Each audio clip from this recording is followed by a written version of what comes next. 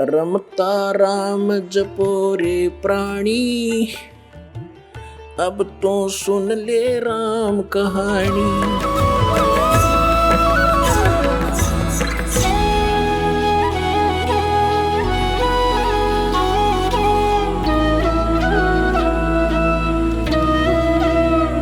पुण्यात्माओं, आपका सौभाग्य है कि आपको इस सत्संग सुनने को मिला।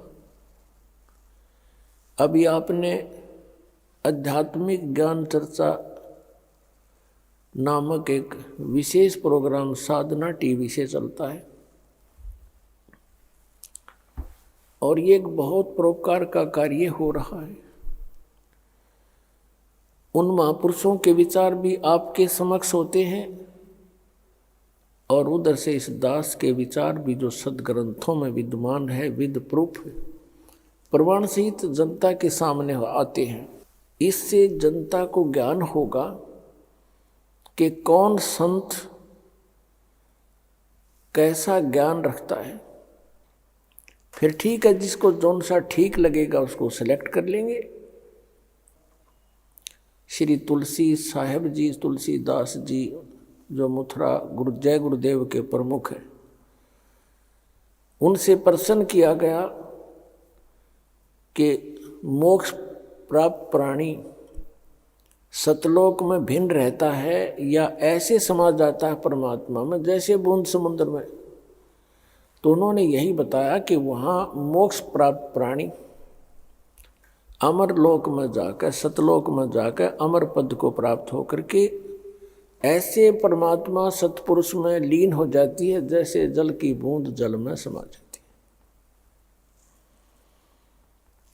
पुण्यात्माओं, इनको सतलोक का कख भी पता नहीं, कख है भी ज्ञान नहीं इन लोगों को, और करोड़ों जीवों को मिसगाइड कर दिया, भ्रमित कर दिया। जैसा कि ये दास बार बार बताता है कि ये जितने भी गुरुपद पर विराजमान है, ये बहुत पुण्यात्मा है पूर्व जन्म की, और ये काल के फंस गए। इनका दुरुपयोग कर रहा है, अपने लिए इनको प्रयोग कर लिया, जीवों का नाश करने के लिए इनको गुरुपद पर बैठा दिया। और इनको पिछले जन्म से थोड़ी बहुत सिद्धि भी होती है। और पुण्यात्माओं, इस दास ने राधा स्वामी पंथ के सभी संतों के इतिहास को गहनता से पढ़ा है, जाना है।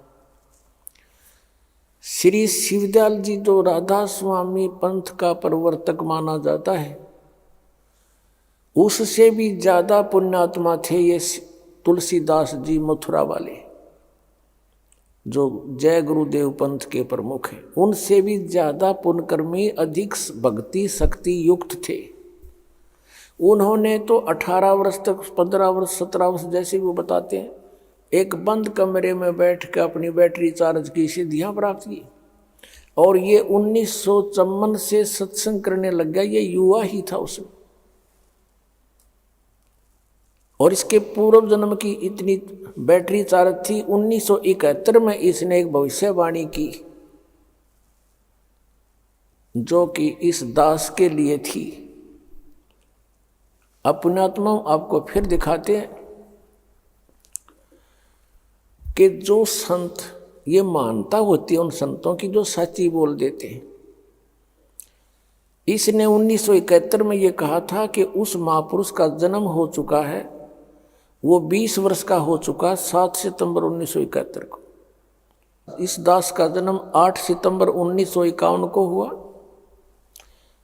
ये आपके पास पुस्तकों में विद्यमान है पहले से ही, कोई यूं नहीं कि इसको देख कर ईब बताने लग गए हों। 7 सितंबर 1971 को दास पूरा 20 वर्ष का हो गया। 8 सितंबर को 21वां वर्ष शुरू हो गया दास का।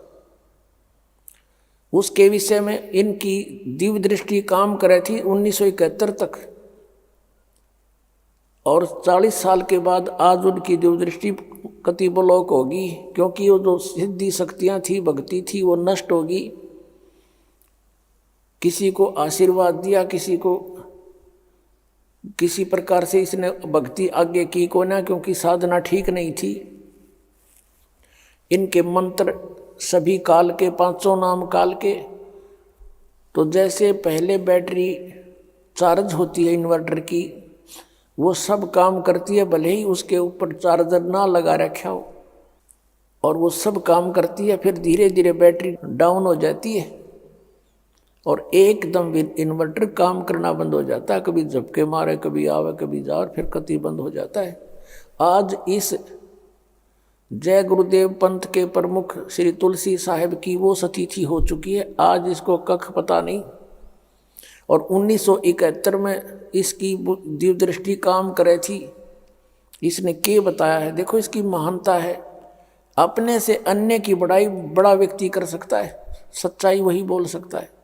ये महान आत्मा थे, लेकिन अब ये -0 हो चुके हैं आज के दिन, क्योंकि आगे भक्ति इनकी शास्त्र अनुकूल नहीं, 2 अक्षर का नाम नहीं जिससे कुछ लाभ मिलना था। ये पांचों नाम काल के जाप करते हैं और औरों को भी दे रहे, और करोड़ों शिष्य बना करके अपने सिर पर इन्होंने बाहर रख लिया। इनको मिसगाइड करने का महा अपराध कर लिया इस महापुरुष ने। ये और इसको महा कष्टदायक होगा आगे जाकर के। 1971 में इन्होंने क्या भविष्यवाणी की, आपके रूबरू कराते हैं। एक पुस्तक है जय गुरुदेव की अमर वाणी, इन्हीं की छापी हुई है, देखिएगा। जय गुरुदेव की अमर वाणी भाग 2। हरिओम मंदिर का लटखटवा दिया इसने, करोड़ों रुपये, अरबों रुपये लगा दिए इसमें। बताइए क्या काम आओगा इसके मेरे पास है। ये है ये महाराज, इनके हाथ गल चुके हैं अभी, पैरों में भी डिफेक्ट हो गया बेचारे का, क्योंकि सत साधना मिली नहीं। पुण्यात्मा थे, भगवान के लिए निकले थे। ये कहाँ से, प्रकाशक कौन है, दिव्या शर्मा, 88 साकेत कॉलोनी, मथुरा उत्तर प्रदेश। मुद्रक है अर्जेंट प्रिंटर्स, पुराना बस स्टैंड, मथुरा उत्तर प्रदेश।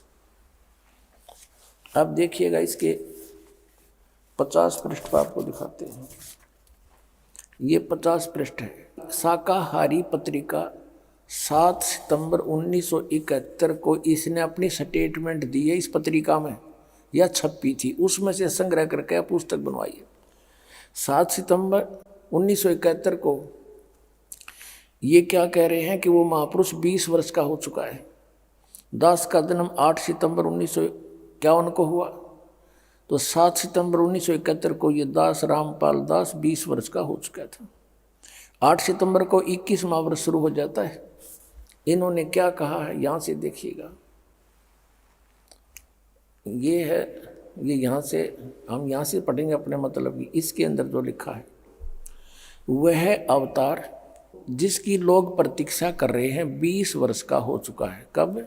7 सितंबर 1971 को। और यदि उसका पता बता दूं तो लोग पीछे पड़ जाएंगे। अभी ऊपर से आदेश बताने के लिए नहीं हो रहा है। मैं समय का इंतज़ार कर रहा हूँ और सभी महात्माओं ने समय का इंतज़ार किया है। समय आते ही सबको सब कुछ मालूम हो जाएगा। 7 सितंबर 1971 को। अब 59 पृष्ठ पर देखो।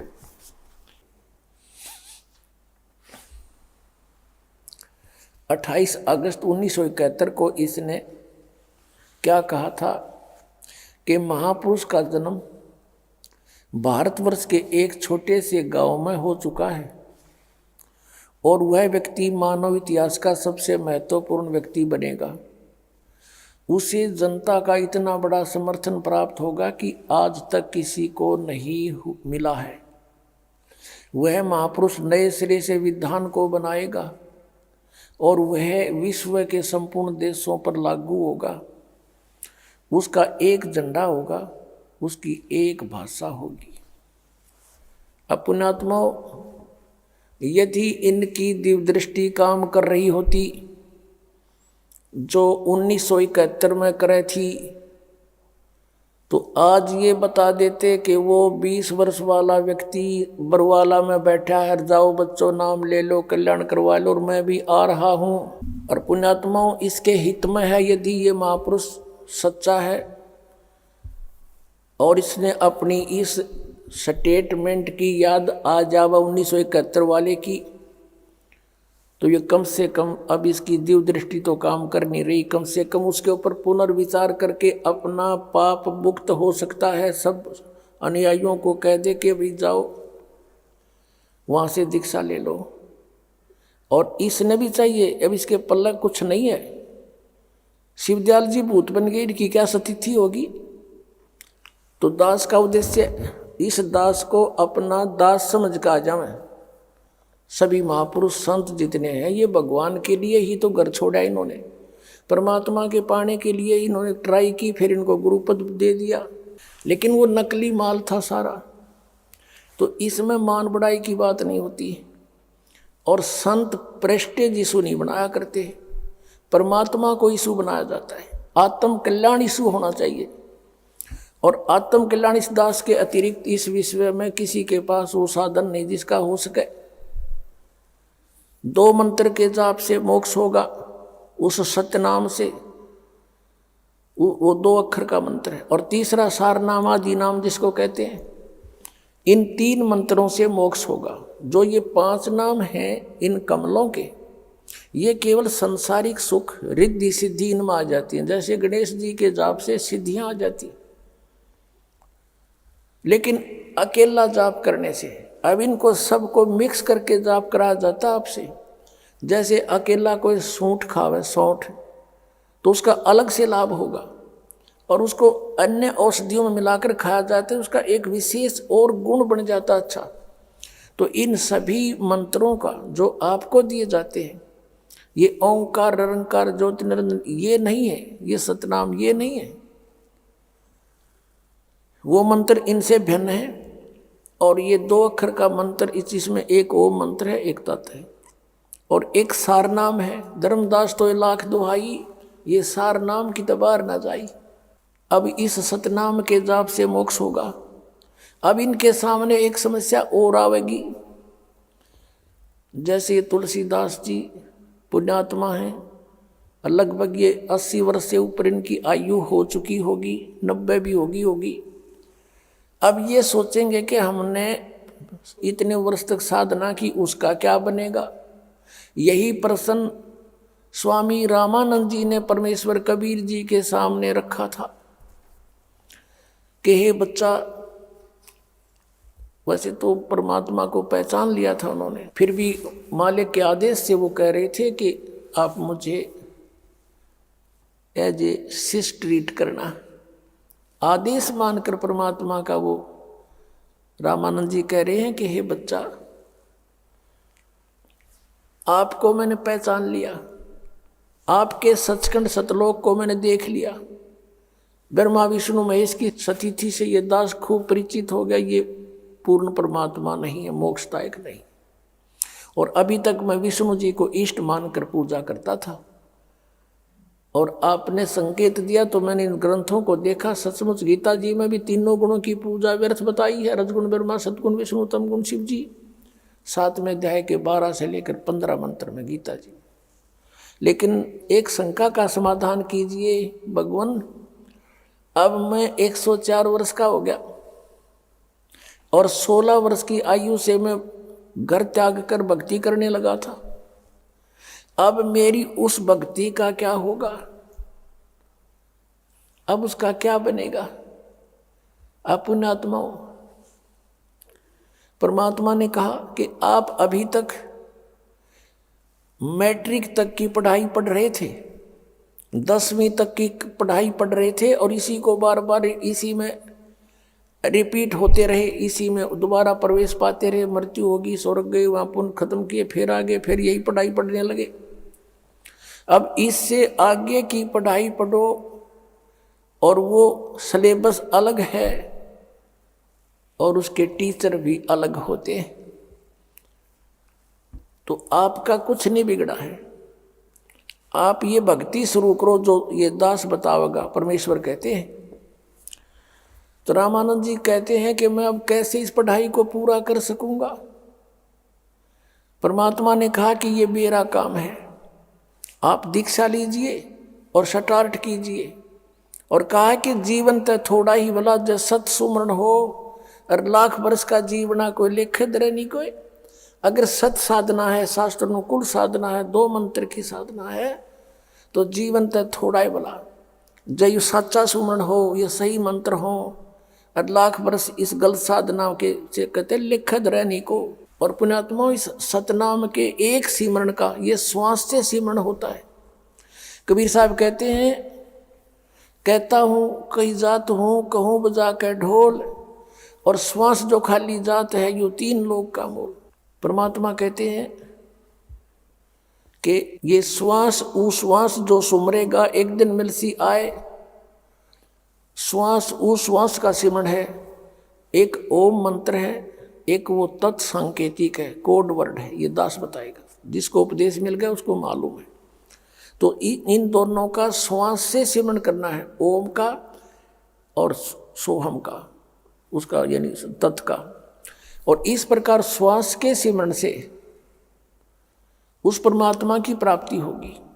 जैसे जिन महापुरुषों ने परमात्मा मिले उनको यही मंत्र दिया। किस किस ने, किस किस को परमात्मा ने मंत्र दिया? आदरणीय नानक साहिब जी को यही 2 अक्षर का मंत्र।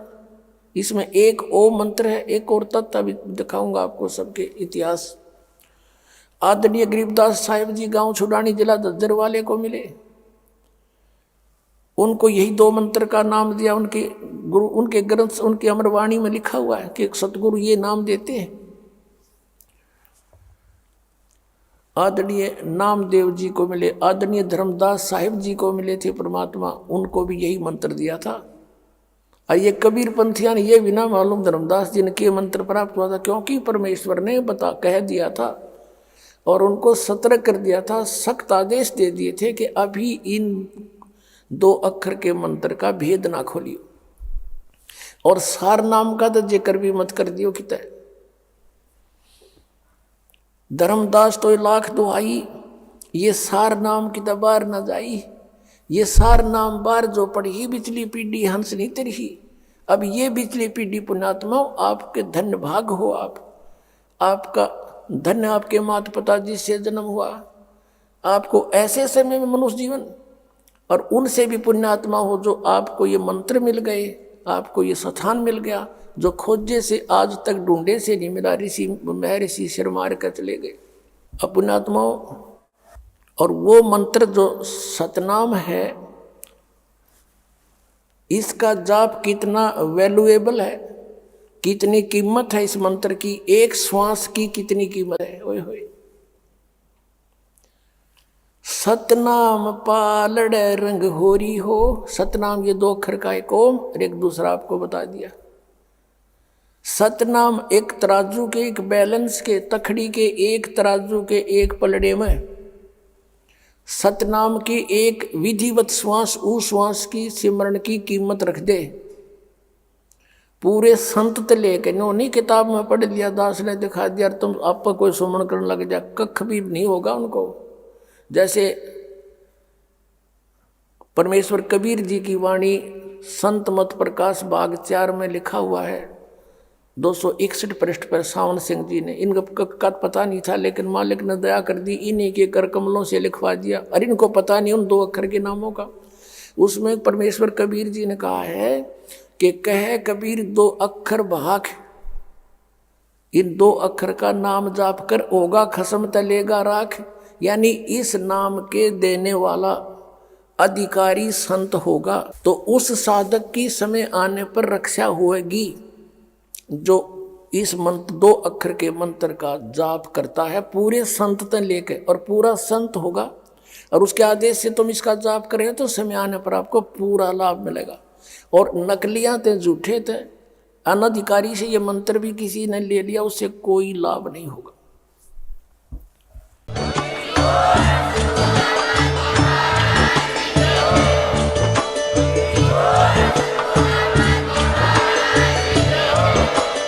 आप सुन रहे थे जगत गुरु तत्वदर्शी संत रामपाल जी महाराज जी के मंगल प्रवचन। अधिक जानकारी के लिए विजिट कीजिए हमारी वेबसाइट www.jagatgururampalji.org। संत रामपाल जी महाराज जी के शुभ आशीर्वाद से पूरे विश्व भर में 500 से भी ज्यादा नाम दीक्षा केंद्र हैं, जिन पर संत रामपाल जी महाराज जी द्वारा ऑनलाइन निशुल्क नाम दीक्षा दी जा रही है। अपने नजदीकी नाम दीक्षा केंद्र का पता करने के लिए संपर्क करें 8222880541।